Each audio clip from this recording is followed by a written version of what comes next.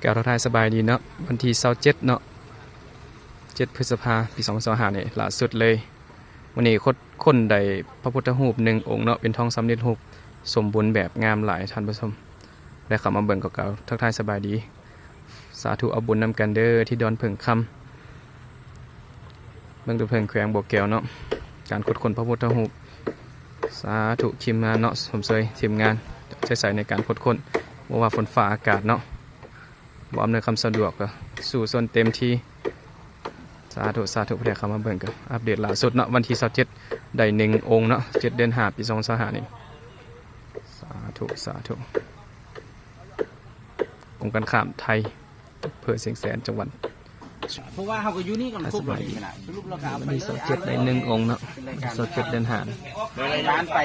อย่างค้าที่เก่านะนี่สิ้นส่วนเก่าสิ้นส่วนตัวจ้าแกงน้ำเยี่ยงกับปลาอะไรเอามาแล้วก็กินตัวใส่นี่ตัวต้องซองบุญเนี่ยใส่นี่ตัวมันเห็นหมดเลยตัวนึงทองสำริดกองตัวหนึ่งพุ่นบนติ่งขั้นใดพุ่นเอาใส่รถสร้างมารถแล้วเราก็เอาไปใส่วัดเพราะว่าวัดอยู่บนห้องน้ำกับบุญเสยทีมงานอะทีมงานกองเราพักคนมานี่พักเศร้ากันคนแล้วเนาะ5 โมงถ้าสบายดีเด้อทุกคนบรรยากาศบอนคนดอนเพิ่งคำเนาะล่าสุดวันที่27 พฤษภาคมนี่เนาะสมเสยทีมงานเนาะวันนี้มีทีมงานทั้ง4 งามได้พระเจ้า1 องค์เนาะองค์ใหญ่องค์น้อยก็ได้หลายองค์อยู่เนาะเป็นนั่นสาธุเด้อผู้ใดเข้ามาเบิ่งการทักทายสบายดีเนาะสาธุเอาบุญนำกันอยู่ที่ดอนเพิ่งคำเมืองดอนเพิ่งแขวงบ่อแก้วเนาะบอนพระพุทธรูปโบราณเนาะบอนศักดิ์สิทธิ์บอนที่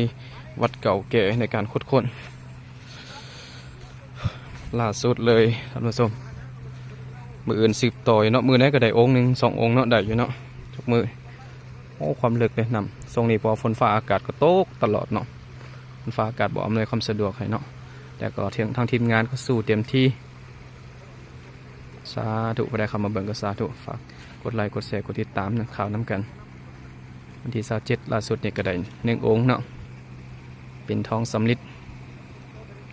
กงกันข้ามอำเภอเชียงแสนจังหวัดเชียงรายเนาะประเทศไทยตัวนี้ไปเป็นฝั่งลาวเนาะเป็นเกาะดอนเพิ่งคำเมืองต้นเพิ่งแขวงบ่อแก้วสปปลาวสาธุเด้อผู้ใดเข้ามาเบิ่งนะครับทักทายสบายดีฝากติดตามนำกันนำเด้อสาธุ